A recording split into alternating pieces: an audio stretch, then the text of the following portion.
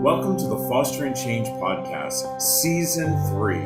I'm Rob Shear, the founder of Comfort Cases and your host. Together, we have made such a difference in the world. We've met with leaders and change makers in the foster care system. We've met with charities and philanthropists, celebrities, authors, and so much more. We'll continue to bring you guests who will share how together as a community we can bring about change. Welcome once again to Fostering Change. You know, it's hard to believe that we have already into this month about a month and a half, and what a year this has kicked off to be. You know, I've talked about this and probably on almost every episode about how amazing 2021 was. But you know, for us during the pandemic, for me, it was about building relationships. It is something that I talk about quite often with our nonprofits, Comfort Cases, but how important it is for nonprofits to come together and really change the fabric of our future for our communities. You know, when I got into the nonprofit world, I always said to myself, why are we all on different islands? You know, I mean, the fact is we all should be generating the same thing, which is empathy and love and change within our community. And do not forget, your community is not your zip code, but it is our human race. My next guest, she actually does it. You know, I was absolutely in awe when I was connected to Hearts of Gold. Ladies and gentlemen, I am so honored to introduce you to the founder and CEO of Hearts of Gold, my friend Deborah. Deborah, how are you doing today? I am awesome. I am here, alive and ready to go, and I'm so honored to have been asked to be on your podcast. Well, you know what, Deborah, I will tell you, you have an energy and an aura about you that I have not seen. And when I met you in New York City, I just knew immediately we were going to be friends for life. And I knew that any opportunity that we could do to collaborate, which we have done, everyone, in 2021, we've had the opportunity to collaborate several times, that I wanted to make sure that, you know, I was working with you. And as a matter of fact, I was just on a call not long ago, and someone was asking about, they wanted to make a donation. And actually, I'll tell you who it is. It's World Market. Love our sponsors, World Market. And I told them about you, and I told them about your organization and what you do. And I would like for you to tell our listeners exactly what is Hearts of Gold. Okay. Well, thank you, of course, for always connecting us. You just keep connecting the dots for us, and it's major, and it's beautiful, and it's so generous. Hearts of Gold is my 28-year-old nonprofit that supports homeless moms and kids in shelters, which means that we basically have a portfolio of programs that we go to the shelters that houses moms and kids, and we propose our portfolio, and it involves education a lot. So it's about helping them to get to a place where they are no longer homeless, they're not dependent on the system, and they can like have their lives, you know, and hope and for their kids and for themselves, breaking the cycle of homelessness. So we do programs for the moms, we have job training programs, we own the Thrifty Hub, which is our high-end thrift store that's here right close to actually one of our shelters in New York City. And we use it as a job training program. So we're getting the moms job skills and interview skills and resume building, like all the things that, you know, they need to kind of get out there and really stand on their own 2 feet. For the children, it's education. So we provide after school, private and semi-private tutoring sessions. And they just have their own tutor that they sign up with. They come 6 days a week, we run the program, and they come after school, but we also take them beyond. So if today you don't have homework and whatever, or if you finish your homework, we keep going, because the kids in the public school system here in New York are absolutely so behind. They're so behind. So to just kind of get them to level up, that's what we do. So it's moms and kids. It's all about showing them love, making them understand that never give up hope. We've got your back. We're all in this together, all of those things. Well, you know what? That is, wow. There's so many things I want to say. You know, as a kid who grew up in the system, and a kid who, my mother, we lived in and out of every shelter in Maryland, Virginia, and DC, and most of it was because of abuse. which we see so many women who are having to make some of the most difficult choices. And nobody wants to experience homelessness. I mean, that is just not on anyone's bucket list. But 28 years ago, what was the pivoted point for you to start this nonprofit? So I actually started the nonprofit based on, was a trifecta. I met Bobby Brown, the makeup mogul, when her middle son was a baby and my older son were babies. And we just happened to be on vacation at the same Club Med in Florida. And she hadn't yet launched into her world of mogulness. She hadn't even launched. She was waiting at the time. I remember just us meeting and connecting and her saying, yeah, I'm a makeup artist. And I was like, yeah, I'm in fashion, I'm a stylist. And she said, okay, and so she said, when I come back to New York, I'm going to come to your store. So she did. And we had a conversation and she said, up the street from you here, which at the time, believe it or not, was between my home and my store, there was a shelter housing moms. And she said, I go and I give makeup to the moms and I help them, figure out, I give product and teach them to put makeup on. Would you come and do a seminar about what to wear for a job interview, what to wear, So I said, sure. So I did. And that's how I discovered this shelter that was in my backyard, literally. It was in my back and my front yard, as it turns out. The other thing was there was a young woman and her 3-year-old daughter who was sleeping in Madison Square Park. Now, Madison Square Park is a fantastically beautiful, completely reimagined, gorgeous park now. Back then, it was a heroin den, crack, heroin, everything you wanted, that's what was in that park. And I was intimately aware of that because it happened to be the park. I have 2 boys, and it happened to be my park. It was the only park that was close enough for me to go to take my babies to. So we would go in, in the mornings, whatever, do a quick swing and get out of Dodge. And it was just unsafe. And she was sleeping in a cardboard box with her daughter at the time. And I finally struck up the nerve to approach her and say, talk to me, why? Because in my world, where I come from, there would never be a scenario in which there was no one to turn to, family, community. So I would end up on the streets, right? That's just not a thing I could ever imagine. So for her to say, there's nowhere, so I'm going to the earth. I'm going to sleep on the cold, hard dirt with my child because I feel safer because shelters, she had been molested in a shelter. So that's number 2. Number 3, I was talking about everybody's drug addiction. I had one, and I still have it. It's called Stevie Wonder. I take him everywhere I can, intravenously. As soon as Stevie Wonder opens his mouth, I am present and centered. And he wrote the song called Take the Time Out. And so because I was such a Stevie addict, I would go and sleep on the sidewalks in the nights with the scalpers whenever tickets would go on sale for his concerts. So I would get tickets for every night, right? And so this 1994 concert, Radio City Music Hall, I'm out there every night. I get my tickets for every night. I'm 3rd row dead center. And the song, Take the Time Out, struck me. 7 nights, just hearing the song. Take the time out to love someone. Reach your arms out and touch someone. Be it king or some homeless one. We are one underneath the sun. And I kept hearing those words every night. I was like, okay. And of course, every song Stevie wrote, I thought he wrote it for me. It was to make me do something, right? Make me happy, make me sing, make me cry, whatever. So I was like, I got it, Stevie. I can do this. I'm going to go help someone. And so those 3 things just kept playing in my mind. They were converging, were happening at the same time. It was such a message. I was like, okay, need to do something. So started with the shelter with Bobby, took Stevie's word to heart and decided I could give back to my community and actually have impact.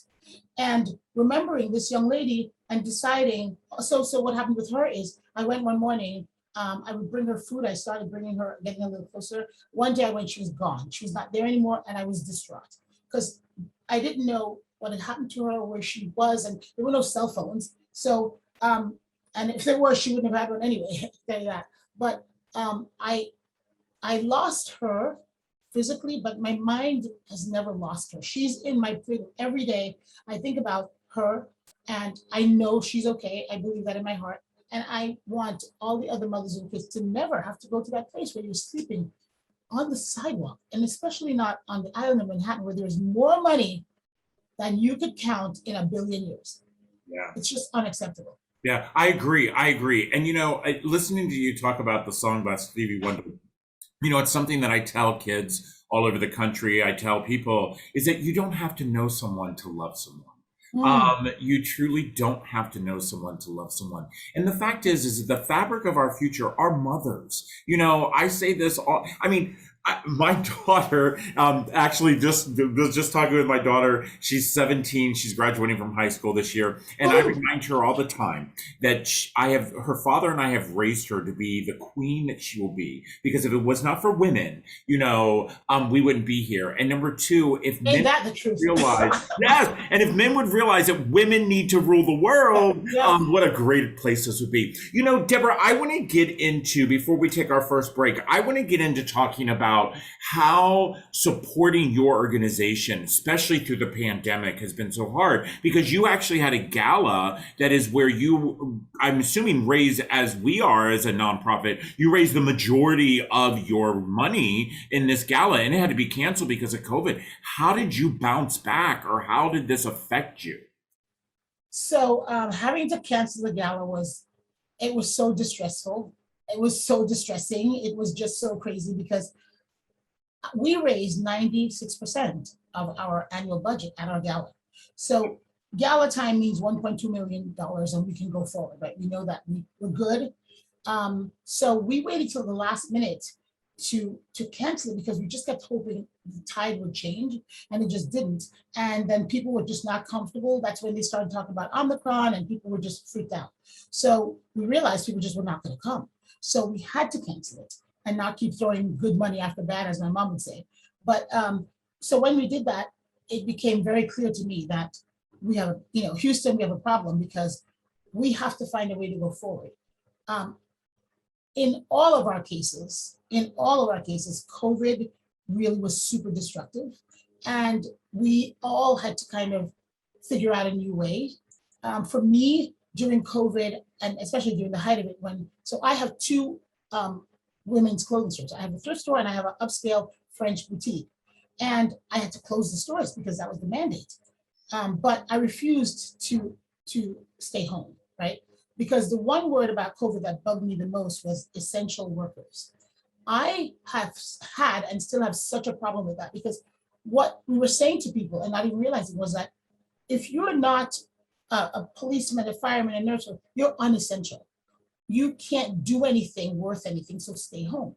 Instead of empowering everyone and saying, okay, we're all essential to this. So you need to go knock on your neighbor's door and make sure that little old woman's okay.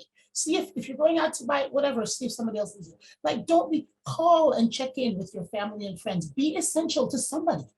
We cannot go around using those words. And so I, decided that the way I was going to be essential was to keep supporting the moms and kids. So turn my store into a food pantry and a food distribution center. And I was on the streets every day, and I never took a day off during COVID.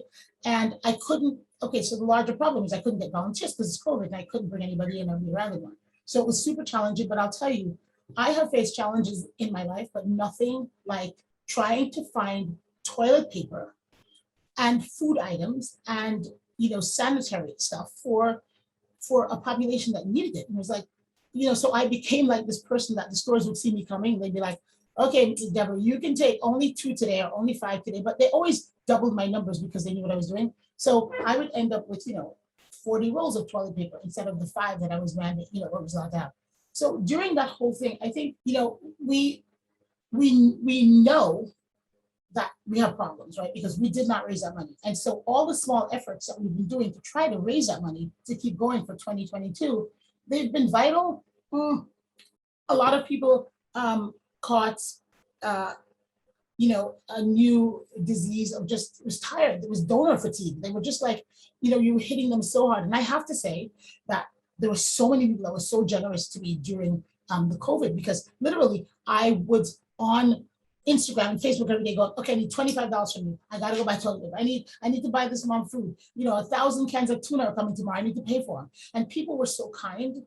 But like everything else, it's like it becomes exhausting, right? So it's this mental battle, and people are already having their own private mental battles. And here we come and we have needs. It was really hard for us. We are at a point right now where if we don't raise some good money soon, 2021 is going to be possibly more devastating than 2020. Because 2022, I'm sorry, will possibly be more devastating than 2020 and 2021, because if we don't go into the year, well into this year with budget, we're talking February, right? So if we don't go into, if something doesn't change real soon, we're gonna have a problem, Houston. But I trust, believe, and know that this work is meant to happen. And so partnerships like with you guys, with Comfort Cases, and the other partners that you've introduced Hearts of Gold to, and just all of us working together, your theme of like, your community is not your zip code is so relevant, period. Okay, It really is. It really is. It so is. Listen, everybody, we're going to take a quick break. As you can see, I mean, it's so nice when I have guests on fostering change that it's just so easy to talk to. And that's the way it is with my friend Deborah. Listen, as we take this quick break, do me a favor, go to heartsofgold.org website. Really look into them because we're going to make sure that they continue on their mission. We'll be right back. This episode of Fostering Change is sponsored by Comfort Cases, a national nonprofit that inspires our communities to bring hope and dignity to our youth that are in foster care. For just $10 a month, you can support the Comfort Cases mission and help us eliminate trash bags for kids who are entering foster care. For every $10 that you give, Comfort Cases will give a Comfort XL to a child entering the system. Be part of the change. Visit comfortcases.org. Well, you know what? This is such an exciting conversation. I truly do understand what Deborah was saying in the first part about where some people are tired. We have been asked to give, and give. And the thing that I have an issue with this is we know for a fact that we spend so much money on military and on, new toilets for the Pentagon, but we can't take care of the most important people within the weave of our fabric of our nation, which is mothers and children.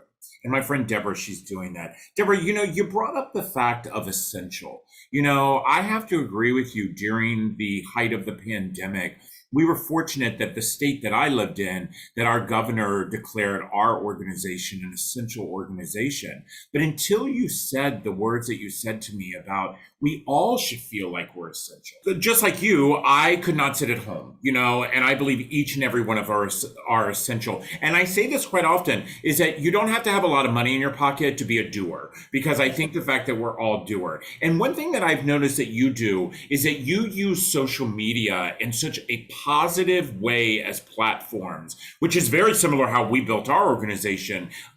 What made you decide to do that? Because by the way, you and I are about the same age, my love. And social media is something we did not grow up with. Oh, not true. I'm so old, much older than you, but whatever, we'll discuss that. Okay. So social media has been for me, the learning curve has been steep climb, steep. And I have younger sons, and of course they're all about, okay, mama, you have to, this is what you should do, blah, blah, and then get me along a young intern who can understand and explain to me. I recognize the magic of social media because just being on Facebook, for me, when I first started with social media, which had nothing to do, wasn't for the businesses, it was just kind of, to connect. I have family and friends across the world. And so for me, it became like a way to share information because we stopped writing letters. It became the way I wrote letters. So I would say, hey guys, this is what's going on with the boys. Oh my God, Florian just won an award for this. And you throw up a picture and everybody was seeing it and everybody felt looped in and we felt connected. So social media for me it taught me connectivity is what it is, right? So that's the purpose of this whole social media world. And it can bring us to faraway places of which we know nothing and we will never go to. And there are people in those places that care deeply about something you care about. And you can actually bond around that. I mean, literally, I was on a piece the other day, news was filming me in the store, and when they hung up and they finished and they were leaving, 10 seconds after I hung up, a man called and he said, I'm calling from Texas. He said, and I want to tell you something. He goes, I just saw your piece on news. And he said, you're doing God's work. Just keep on doing it. And I wanted you to hear it from a stranger. And I said to him, you know what? We're not strangers. We're all connected. And that was just, the world out there. So we're used to the news and we know what happens when you see something on the news. you react, right? So social media is giving people the opportunity to share. Like I can say to you, here's a mom who is in distress. Here's something you can help to fix. Here's how you can be essential in someone else's life, even if in your community you don't have that, you don't see that. It exists out here in our human community, and this is how you can help. So we've been using, and I got, of course, people who know what they're doing as opposed to me. So when you see me up there ranting about some issue that I'm having a problem with, or praising somebody or whatever I'm doing, I can do this simple part, but the whole building of the social, the platform, it's I'm fortunate enough to have some great people behind me who are doing a lot of that work. Yeah, so I am like exactly with you. You know, put me in front of a camera and I'll talk about whatever we need to talk about. But if it comes to putting it on the platforms, I have an amazing team just like you do. And I've met your team, and your team Yes, is you have. unbelievable, unbelievable. I really want to start pushing people to your website. I want people, listen, we were voted in 2021 the #1 podcast for foster care and adoption. And this is exactly So why we started this platform, is to uplift each other. And this is what I want to do. I want people, listen, there's enough money to go around, my friends. absolutely. 10 times. 10 My times. friend Deborah is located right in New York City. Deborah, tell me about the store that you have. Okay. I know you have the upscale boutique, but tell me about the store. The Thrifty Hog. The Thrifty Hog is everything. So it's called the Thrifty Hog, obviously, because hog is for hearts of gold. And when I decided to open the store, the reason I decided to open it was because my customers from my upscale store who shop luxury brands all the time were trying to give me things to give to the moms. They're like, oh, maybe this can help your mom. They were Prada shoes with 6-inch heels. I'm like, okay, she's going nowhere with that, but thank you. But then it just occurred to me that, wait a minute, you have access to a lot of things that you can use, you can leverage to help the moms and kids even more. So what do I know? I know retail. What do I know? I know fashion. I thought, okay, I'm gonna open a thrift store. But I didn't want to call it the Hearts of Gold thrift store because I thought that was just so boring. So in the middle of the night, one night I wake up and I'm like trying to think, a thrifty, and hog came to my mind. I was like, oh, thrifty hog, piggy bank, money goes in, money goes out, this whole thing. So I decided on the name. Then I needed a logo. So I went to Germany. Hold on, let me show you something. I was in Germany for Christmas that year, and we're walking through the Koenigsberger, and all of a sudden, I literally squeal. I stop and I squeal, and my husband and my sons are like, what happened? And this is what happened. This was being sold by this craftsman, because in Germany, it's a lot of crafts and whatever. And I saw it and I was like, but that's my logo. That's what I want. I want a beautiful hog with angel wings. And there she was. Oh. I love it. So I bought it, brought it home, and we designed our logo based on this. And we have one that's a piggy bank. And so this is our thrifty hog girl. She's so beautiful. That is so crazy. Yeah, so that's how I came up with the name. I know. You know what? I need to stop using that word unbelievable, because I think everything is unbelievable and then it all becomes believable. You're like, mom used to walk in faith, like trust and believe. And I think sometimes when things get hard, as they have been, you lose that trust. You start to wonder, you start to question, and she would just say, leave it alone, just trust and keep doing what you're doing. And she's so right, because whenever I feel like my arms are going halfway up, like, okay, I talk to the skies all the time. I'm like, okay, I know you need me to do this work, help me out. I'm like having a rough week. And I get answers in the most beautiful ways. And I invented a hashtag called Angels Landing. And whenever that happened, I call it Angels Landing. And if you believe in angels, which I completely do, and I'm surrounded by them, angels don't make any noise. Their wings flutter. Think of a bird. You hear their wings. You never hear the wings make noise. So if angels are they're fluttering around you, they're so quiet. They're so powerful. All you have to do is remember that they're lifting you. They are there and they have wings and they're quiet and they have no ego and they just land and they're there to do work. And I'm just here to do work and they power my work. So Angels Landing, you guys have been one of my Angels Landing, just by our partnerships and all the others that you introduced me to. But the Thrifty Hog, we use it as a job training program. Here's what's really important to know. Everything in that store is donated. And our motto is Gap to Gucci. You know why? Because we have Gap and we have Gucci and we have everything in between. And you can walk in there tomorrow and find a brand new pair of Chanel shoes that are $2,700 that somebody gave to me in a box. The reason why people bring us their luxury stuff is because they love the mission. And of course, women support more the thrift store more than men, just because women shop 10 times more than men. So they have 10 times more things to give. The store, we have men's, we have women's, we have housewares, we have decor items, we have accessories, shoes, belts, all of that. So people donate their stuff and then we sell it. But we hire the moms from the shelters. We've made it into a job training program. We pay them a living wage. We teach them everything there is to know about customer relations, inventory, marketing, merchandising, cashiering, greeting people, coming out of yourself, being presentable when you come to work. And the best part is understanding that at the end of this, there's one magical thing that happens. At the end of all of that training, you get something called the key. And the key is the key to your permanent housing, your apartment. When you can prove that you've worked for 90 days and you can present your pay stubs, you get permanent housing. You get out of the shelters. You start, that's your access, right? That opens the gate. So now, just think, by you donating goods to us, this happened. You are a part of the chain. There's a chain. We don't do things alone. No man is an island. We don't exist to be ourselves. We exist to be of service. And so if you're of service by donating what you donate, we get the money, we pay moms, we buy them things they need for their apartments. It's a beautiful thing. So when you come to New York, please visit the Thrifty Hog. It's so beautiful. And we have a mannequin there called Goldie. And Goldie is this gorgeous girl who's just fabulous. And of course she's Goldie because she's hard to go. And our Venmo is Goldie Heart. So everybody listen to that. Her Venmo is Goldie Hearts. Okay. No S, Goldie. Goldie Heart. Yeah, heart. And you can just donate $5. You can donate $10. People, another pet peeve I have is when people, it's a pet peeve, it's not that one, but people say, I'm sorry, I can only donate. I'm sorry, I wish I could donate more. And I always say, don't curse your blessings. Don't curse your blessings. You just blessed me. Don't curse it. Your $5, your $18, your $6, whatever it is that you give from your heart is a blessing. So stop apologizing for doing what you can.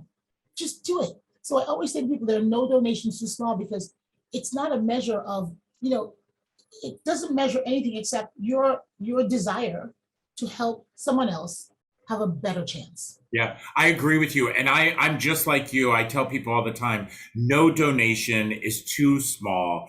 The fact is never apologize for the fact that you want to be part of our mission. Listen, Deborah, I will tell you, I love you. I love your organization. The Thrifty Hog. Listen, I know that people are heading to the city. We love New York City. When you go there, please visit the Thrifty Hog and purchase something. But more important, I want you to visit their website.